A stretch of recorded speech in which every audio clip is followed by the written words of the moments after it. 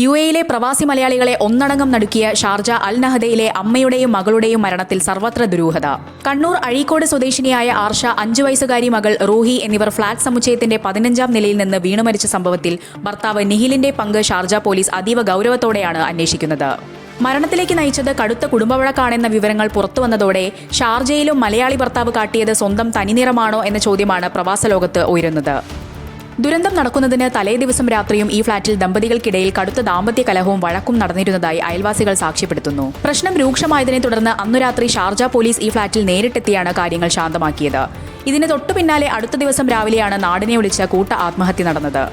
ദുരന്തത്തിന് പിന്നാലെ മരിച്ച ആർഷയ്ക്ക് കടുത്ത മാനസികാരോഗ്യ പ്രശ്നങ്ങൾ ഉണ്ടായിരുന്നതായി ഭർത്താവ് നിഹിൽ കെട്ടിടത്തിലെ സുരക്ഷാ ജീവനക്കാരോട് പറഞ്ഞിരുന്നു. എന്നാൽ സ്വന്തം ഭാഗം രക്ഷിച്ചെടുക്കാനും ക്രൂരമായ ഗാർഹിക പീഡനങ്ങൾ മറച്ചുവെക്കാനും ഭർത്താവ് ബോധപൂർവം കെട്ടിച്ചമച്ച പുകമറയാണോ ഈ മാനസിക രോഗവാദമെന്ന് പോലീസ് സംശയിക്കുന്നു. എപ്പോഴും ഏവരോടും പുഞ്ചിരിയോടെ മാത്രം പെരുമാറിയിരുന്ന, സ്വന്തമായി ഓൺലൈൻ ബിസിനസ് വിജയകരമായി നടത്തിയിരുന്ന ആർഷയ്ക്ക് അത്തരം പ്രശ്നങ്ങൾ ഉണ്ടായിരുന്നില്ലെന്നാണ് സുഹൃത്തുക്കളും പറയുന്നത്. ഈ സാഹചര്യത്തിൽ ഭർത്താവ് നിഹിലിനെ ഷാർജ പോലീസ് കസ്റ്റഡിയിലെടുത്ത് വിശദമായി ചോദ്യം ചെയ്തു വരികയാണ്. വിമാനത്താവളവുമായി ബന്ധപ്പെട്ട മേഖലയിൽ ജോലി ചെയ്യുന്ന നിഹിലുമായുള്ള ആർഷയുടെ വിവാഹം കഴിഞ്ഞിട്ട് 12 വർഷമായി. കഴിഞ്ഞ 7 വർഷത്തിലേറെയായി ഇവർ ഇതേ ഫ്ളാറ്റിലാണ് താമസിച്ചിരുന്നത്. ബുധനാഴ്ച രാവിലെ 7:15 വലിയൊരു ശബ്ദം കേട്ട് ഓടിയെത്തിയപ്പോഴാണ് റോഡിലും സമീപത്തെ നടപ്പാതയിലുമായി ചോരയിൽ കുളിച്ചു കിടക്കുന്ന അമ്മയുടെയും മകളുടെയും മൃതദേഹങ്ങൾ സുരക്ഷാ ജീവനക്കാർ കണ്ടത്. കണ്ണൂർ അഴീക്കോട് പുതിയപറമ്പ് സ്വദേശി ടി.കെ. പുരുഷോത്തമൻ ഗീത ദമ്പതികളുടെ മകളാണ് ആർഷ.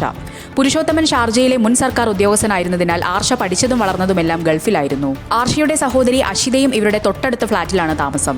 നിഹിലിന്റെ പിതാവും സഹോദരനും കുടുംബവും എല്ലാം യുഎയിൽ തന്നെയുണ്ട്. ഇത്രയും ബന്ധുക്കൾ അടുത്തുണ്ടായിട്ടും ഫ്ളാറ്റിൽ നിരന്തരം വഴക്കുണ്ടാക്കാൻ കാരണമെന്താണെന്ന് പോലീസ് പരിശോധിക്കുന്നുണ്ട്. തലേദിവസം രാത്രി പോലീസ് ഫ്ളാറ്റിലെത്താനുണ്ടായ സാഹചര്യം, മുൻകാലങ്ങളിലെ ദാമ്പത്യ പ്രശ്നങ്ങൾ, ഭർത്താവിന്റെ ഭാഗത്തുനിന്നുണ്ടായ പീഡനങ്ങൾ എന്നിവ കേന്ദ്രീകരിച്ചാണ് പബ്ലിക് പ്രോസിക്യൂഷൻ അന്വേഷണം നടത്തുന്നത്.